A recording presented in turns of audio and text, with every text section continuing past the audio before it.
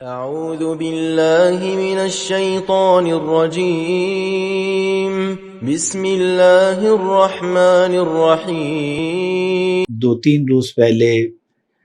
دوران تذکرہ پوچھا کہ حضرت کیا بات ہے کہ نماز تو سکون کا ذریعہ ہے اور نماز کی وجہ سے ٹھنڈک نصیب ہوتی ہے، بلکہ خود حضور صلی اللہ علیہ وسلم نے نماز کے حوالے سے فرمایا کہ اللہ نے نماز کو میری آنکھوں کی ٹھنڈک بنائی۔ تو نماز سے تو آنکھوں کو ٹھنڈک ملتی ہے، نماز سے دل کو ٹھنڈک ملتی ہے، لیکن سائل کا یہ کہنا تھا کہ نماز پڑھنے کے باوجود بھی بے قراری اور اضطراب رہتا ہے، تو حضرت اس کی کیا وجہ ہے اور نماز میں سکون کیسے ملے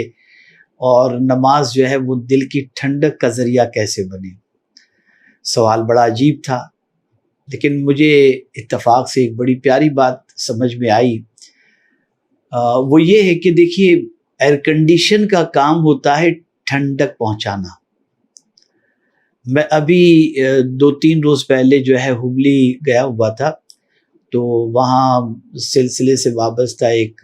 سی اے ہیں ربانی کر کے، تو ان کی نئی گاڑی کے اندر ہم بیٹھے ہوئے تھے۔ تو گاڑی میں بیٹھنے کے بعد مجھے کچھ گرمی سے زیادہ محسوس ہو رہی تھی، تو میں نے کہا یار تھوڑا سا اے سی جو ہے اسے فاسٹ کریں اور اے سی جو ہے وہ آن کریں۔ تو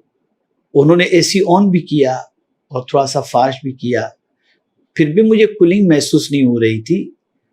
تو خیال آیا کہ شاید پیچھے بیٹھے ہوئے والوں نے ونڈو اپنی کھلی رکھتی ہے،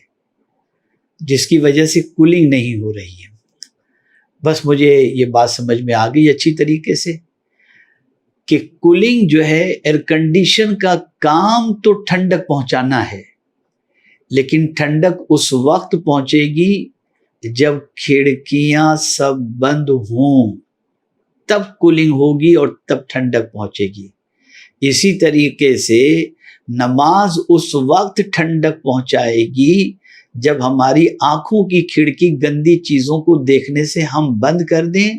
اور کانوں کو بری چیزوں کو سننے سے بند کر دیں اور زبان کو بری بات کہنے سے بند کر دیں۔ پھر آپ دیکھیے، جب آنکھوں سے ہم غلط چیز نہیں دیکھیں گے اور کانوں سے غلط چیز نہیں سنیں گے، ہم ان کو ہر غلط چیز سے بند کر دیں گے اور پھر اللہ کی بارگاہ میں کھڑے ہو کر کے نماز ادا کریں گے۔ واللہ نماز میں وہ سکون ملے گا کہ آپ کے قلب کو قرار اور قراری کی دولت نصیب ہو جائے گی۔ تو ہمیں چاہیے کہ ہم اپنی نماز کے ذریعے اگر سکون حاصل کرنا چاہتے ہیں تو ہمیں ان برائیوں کی طرف سے جو کھڑکیاں کھلی ہوئی ہیں کہ ہم آنکھوں کے ذریعے، کانوں کے ذریعے، زبان کے ذریعے جو برائیاں کرتے ہیں ان برائیوں کو بند کر دیں، نماز اللہ کی بارگاہ کے اندر ہم ادا کریں۔ انشاءاللہ العظیم پھر آپ دیکھیے گا یہی نماز ہمارے قلب ہی نہیں بلکہ قبر کے لیے بھی ٹھنڈک کا سامان اللہ عز و جل بنا دے گا۔ اللہ تعالیٰ مجھے آپ کو سب کو اسی طریقے سے نماز ادا کرنے کی توفیق نصیب فرمائے کہ بے حیائیوں سے بچتے ہوئے، برائیوں سے بچتے ہوئے، گناہوں سے بچتے ہوئے ہم نماز ادا کریں، تاکہ نماز ہمارے قلب کی ٹھنڈک کا ذریعہ بن جائے۔